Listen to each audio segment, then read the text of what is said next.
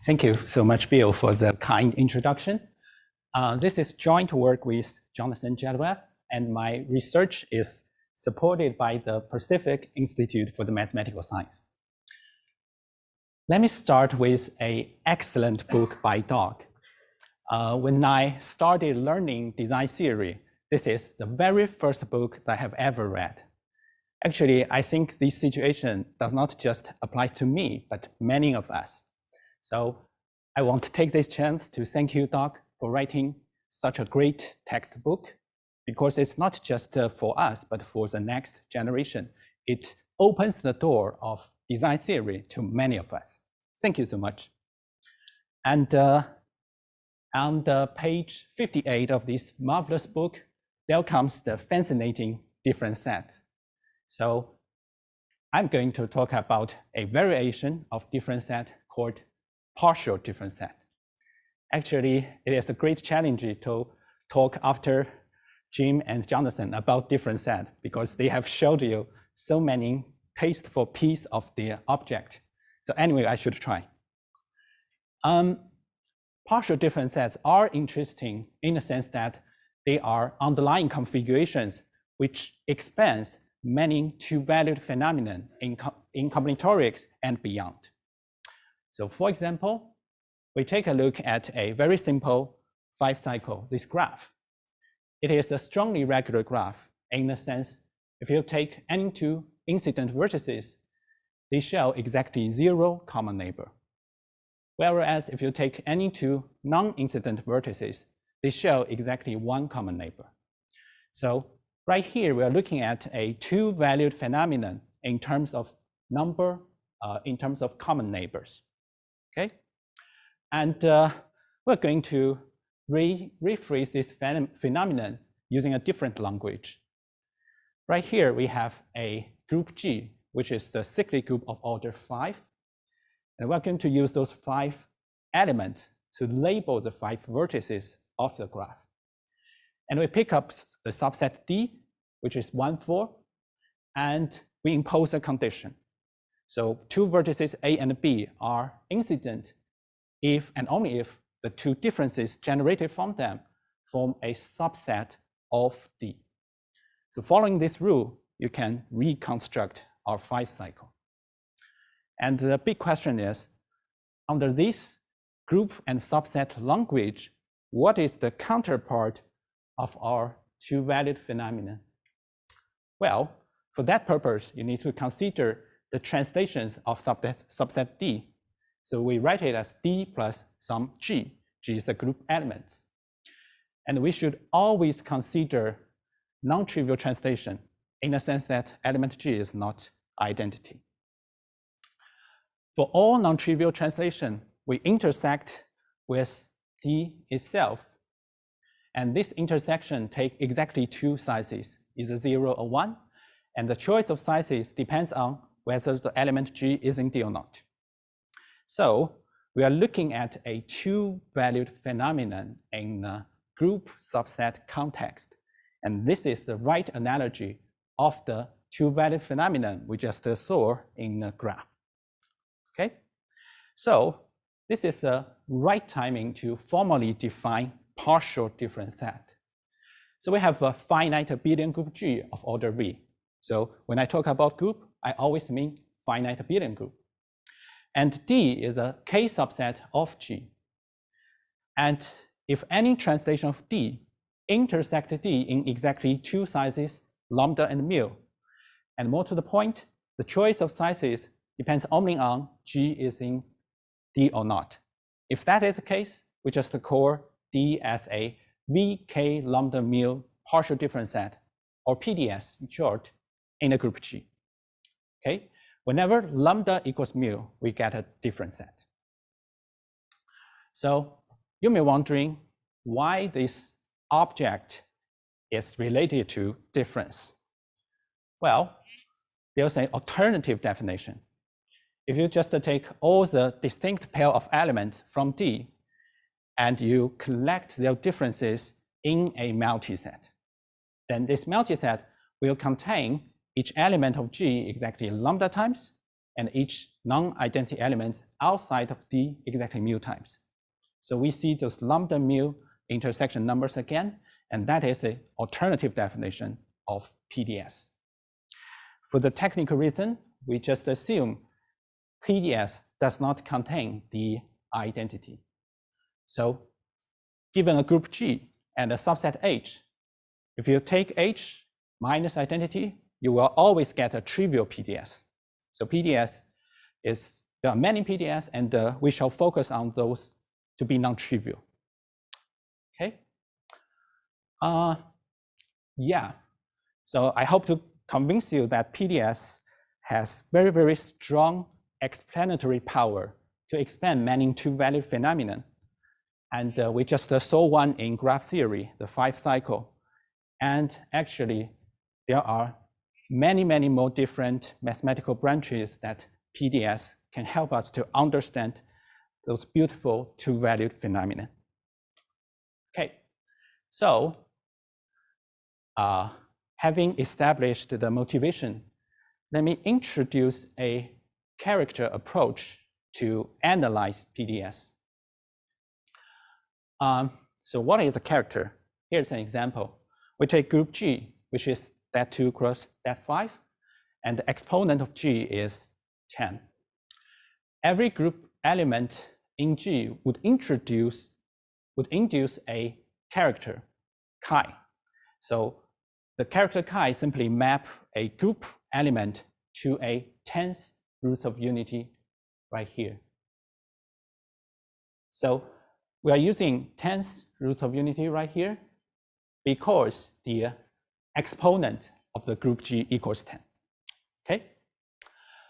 So as a matter of fact, every single character would induce a group homomorphism from G to the multiplicative group formed by the roots of unity. So at this point, you may see that character is actually a very efficient compressor. A character would distill the information of the group G into a cyclic group formed by roots of unity. And this cyclic group has order exponent of G. So sometimes you can compress a very large group into a smaller one in which the structure is very clear. Okay. And there's one very particular character. It's called principal character. It is the character induced by the identity element of the group. This principal character is kind of boring because it maps every group element to the number 1. So for the most of time, we're interested in all the other characters, those non-principal ones. And as a side remark, given a group G, if we collect all its characters, those characters would again form a group called character group G hat. And the G hat is isomorphic to G. Okay. So why characters matter? Here is a classical result due to Turing. So we have a subset D in the group G. G has exponent n. We take a character and apply it to the subset D. So chi of D is just to apply chi to every element inside D and then sum them up. So chi of D is just a summation of nth roots of unity. Actually, you can do this for every single character. Then you got a sequence of character values of D. This is on the right-hand side is a sequence. And Turing's result says this sequence retains all the information about D. So in order to start D, it suffices to study this sequence of complex numbers. Okay, so this is classical result which build up a whole industry to study subset in group via the viewpoint of characters. And we shall, yeah, abelian case, exactly. For non-abelian case, we have to use representation theory. Yeah, thank you for the comment. Yeah, so when it comes to partial difference set, the character viewpoint is even nicer. So here is an example of partial difference set 9412 in the group G. If we apply all the characters to the PDS D, And we see exactly two values right there, -2 and 1. So once again, this is a two-valued phenomenon, only two values occurring there. And more to the point, those two values are integers. So for PDS, after applying characters, you always got integers. That's great. Okay, and in this talk, we would like to focus on something called Latin Sql Type PDS. So in short, it's a PDS with essentially two parameters, n and r. If you specify n and r, all the four parameters of PDS are determined.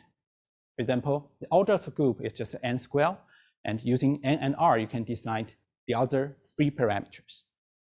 Okay, so Latin Sql Type is a pretty nice and well-studied subfamily of PDS. And if we view Latin Sql PDS from the character viewpoint, the thing is really nice. So we have a Latin Sql PDS if and only if the subset D has the right size, and also apply all the non-principal characters, you get exactly two values, -r or n-r. Those are all integers. Okay, so, and as a matter of fact, for our example, it is a 3-2 Latin Sql Type PDS. Okay, now we move on to our main objective. We want to construct Latin Sql Type PDS. The first note is that for the construction, the structure of groups really matters. So let's take a look at two groups of order 9. It's 3x3 and cyclic 9. In 3x3, we know that there exists a Latin Sql Type PDS. And if we apply character to it, Chi of D is just a summation of 4 third roots of unity. And it will always end up with -2 and 1. In contrast, if we take cyclic 9, there isn't any non-trivial PDS in cyclic 9. Here is an intuitive explanation. You take a K subset D in G, and you apply a non-principal character to it. Chi of D is just a summation of K nice roots of unity. So right here, we have to use nice of unity because we are in cyclic group of order 9. So in contrast to third roots of unity, it's more unlikely to get integers by adding up some nice roots of unity. That's why we don't have a PDS in this cyclic group.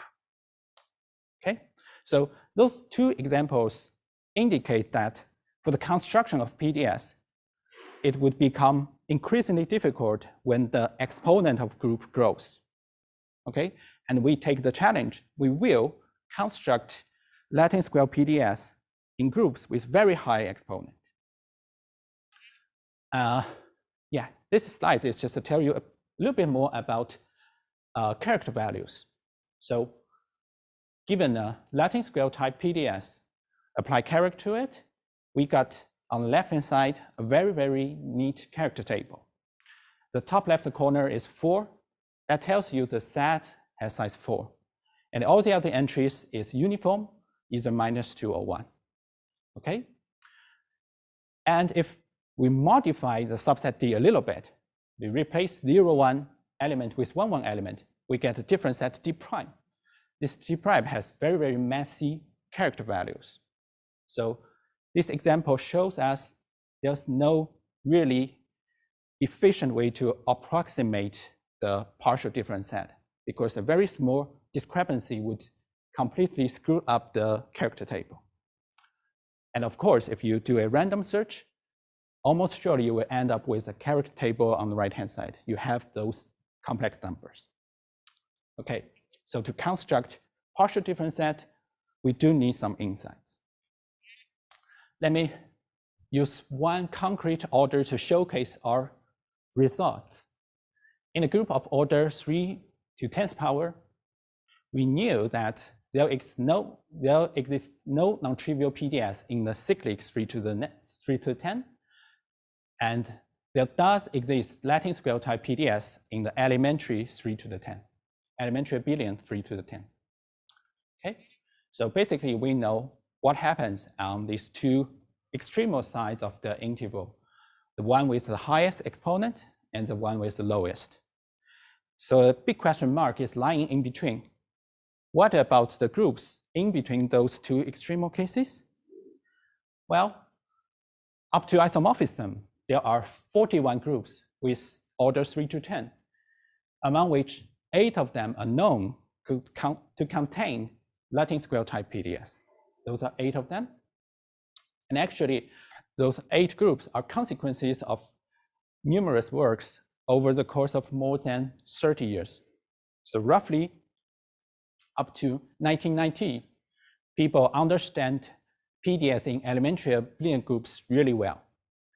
Then researchers move on to non-elementary abelian groups. There are many very clever construction using different techniques.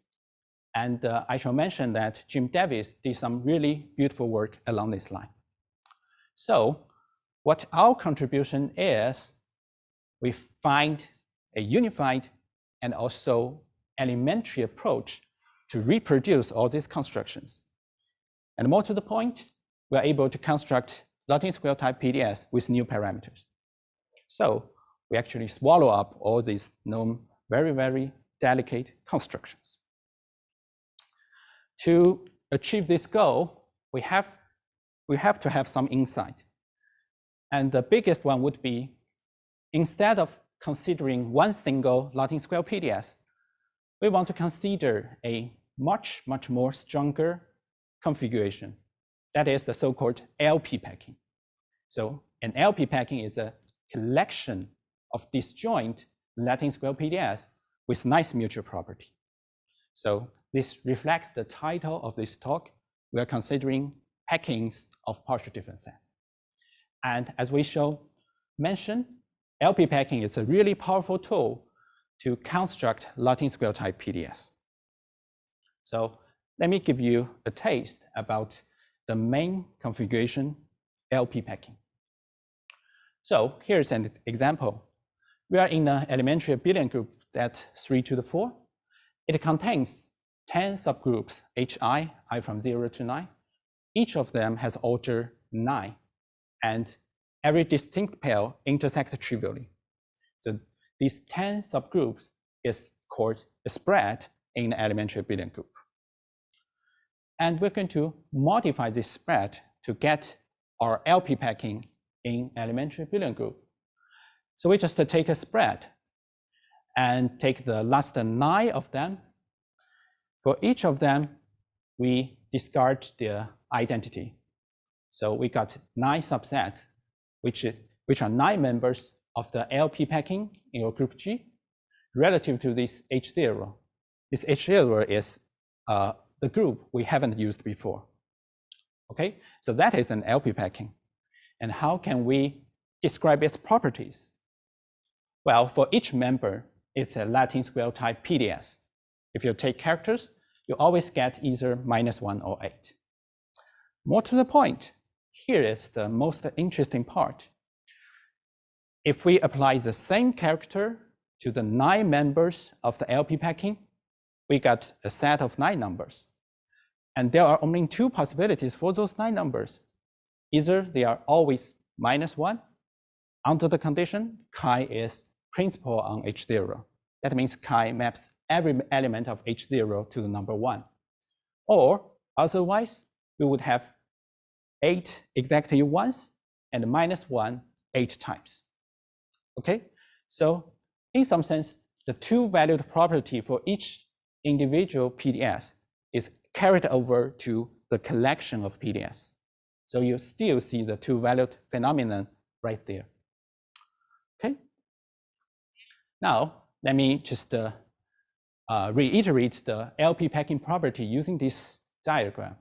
So we have an LP packing in G relative to H0, and each column is documenting the character value of every member of the LP packing. So because each member is a PDS, you read across the top, you read through the columns, you shall see either -1 or 8. But there are more to it. When chi is principal on H0, you read across the rows, you always see -1. When chi is non-principal, read across row, 1, 8, and all the others -1. Okay, so at this point, we are truly considering a configuration that is much, much stronger than one single PDS. In fact, there's one beautiful partition property. If you take the union of the 9 members, you would get all the group elements except those in the H0 we are relative to. So we call this H0 as the avoided subgroup. Okay. Now, if we have a LP packing, the construction of Latin Sql PDS is really easy. We just take an arbitrary union of those members. We would get Latin Sql PDS for free. So knowing an LP packing, construct Latin Sql PDS is not a problem. Okay. Here is our main result. We managed to construct LP packing in groups of such form. Relative to a subgroup U, well, U is an arbitrary subgroup with order p to the an.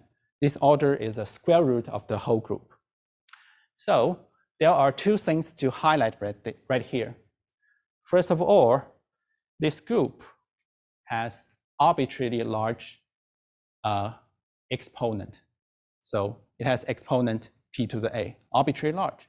Remember, construct Latin Sql PDS in high exponent group is a challenge, but now we can construct LP packing in such groups. And secondly, for the subgroup U, the forbidden subgroup, we have a very good control on it. Actually, it can be any subgroup with the right order. So this is our major construction. And we apply a quite straightforward direct product construction. We can extend LP packing to direct product of groups with that form. So using this corollary, we managed to deliver a unified constructions which only involves some elementary approach. But this construction swallows up many previous ones. And also what we constructed is much more than one single PDS. And more to the point, by using LP packings, we can obtain Latin Sql Type Pds with new parameters. Here is one of them. Okay, so I shall spend 1 or 2 minutes to give you a taste about our lifting construction. This construction lies at the core of our main result. So the basic idea is in elementary abelian group, our LP packing is equivalent to spread. So we have LP packing in elementary abelian group, but we have to lift them to the higher exponent group. So how can we do that? Well, first, let's understand why it's difficult. Because there are too many strict conditions to satisfy. To get LP packing for each individual number, we have to maintain the PDS property. And this is difficult when the exponent grows. Secondly, we should guarantee each member, each PDS are disjoint. And thirdly, the elements uncovered by the union of those PDS should form a forbidden subgroup. So that's quite strict restrictions. And we have 2 main ideas to achieve our goal. First of all, to maintain the PDS property, we used a very classical idea from the paper by Jim and Jonathan. In their paper, they proposed the most powerful construction of different set so far. And for the last two properties, we have to introduce a new configuration, an auxiliary configuration named LP partition. So I won't dive into details about LP partition, but just to illustrate the construction using this graph. So on the bottom level, by using the spread in the elementary abelian group, we get LP packing as well as LP partition. So the bottom level is easy. And how can we lift up? We look at the right-hand side. There is a recursive construction for the LP partition, which lift the LP partition up to groups with higher exponent. So we did a lifting construction on the right-hand side. And what remains is truly beautiful.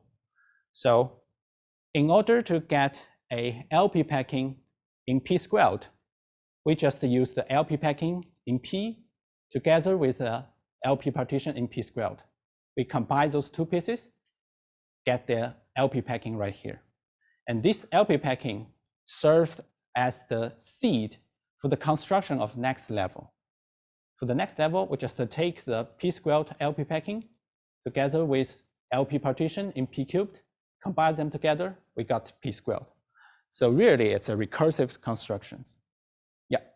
So to sum up, we do believe the lifting construction is a really powerful mechanism to simultaneously manipulate multiple subsets subject to some very strict restrictions. And for some future problems, remember our construction heavily relies on the spread, but if you go to group with odd rank, group like this, we don't have spread as a starter. So we do not know how to do the lifting over groups like that. And another question would be, is there any other situation that we can apply LP packing or the idea of lifting construction? That would be all. Thank you.